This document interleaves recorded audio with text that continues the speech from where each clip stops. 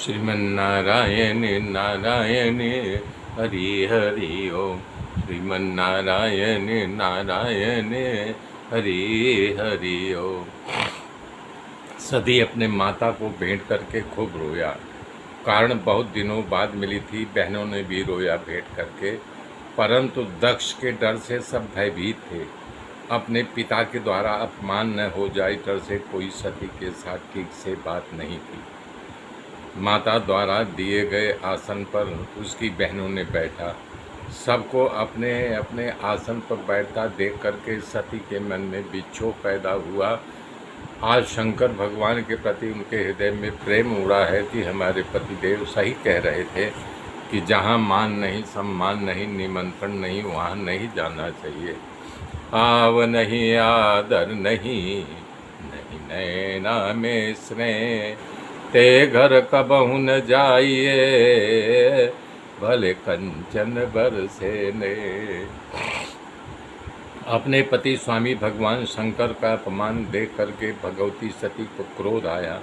माता जी की विकृति टेढ़ी हो गई। देवता घबराने लगे, ब्राह्मण स्तब्ध हो गए। उनकी आवाज़ में मंगल करते उनका गाना सूख गया। भगवान शंकर के गण समझ गए, इसलिए उन लोगों ने तलवार खींच ली और सभी लोग अपना अपना हथियार निकालने लगे।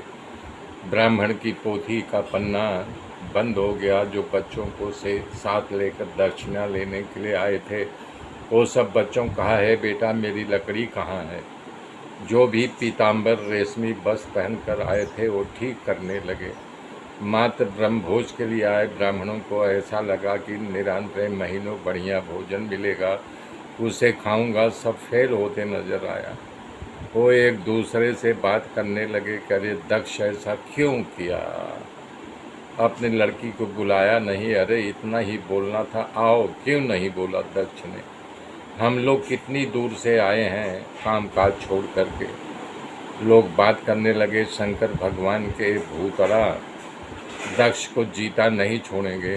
मंडल में पूरी सभा उत्सुक बन गई और देखने लगी। तभी सती के क्रोध के आवेश में बोला गए, पिताजी इस संसार में शंकर भगवान से कोई बड़ा नहीं है।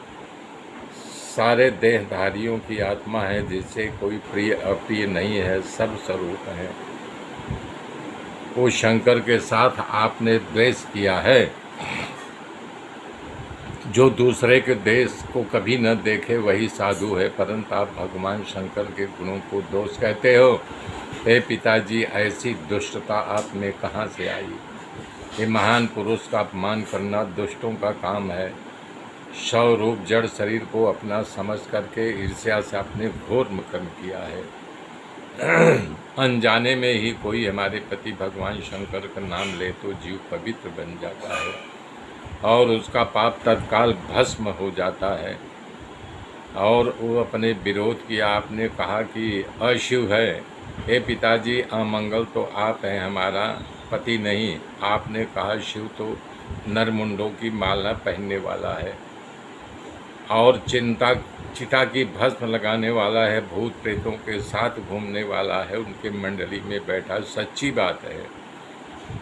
आपने कहा अच्छा किया, पर एक बात आपने नहीं कहा। बड़े बड़े महापुरुष मन रूपी भौरे ब्रह्मानंद रूपी रस का पान करने के लिए उनके चरण कमलों की सेवा करते हैं। मेरे मित्रों, मेरे साथ बने रहिए, आगे की गाथा फिर कर जोड़ूंगा। तब तक के लिए जय श्री राम, जय श्री राम, जय श्री राम।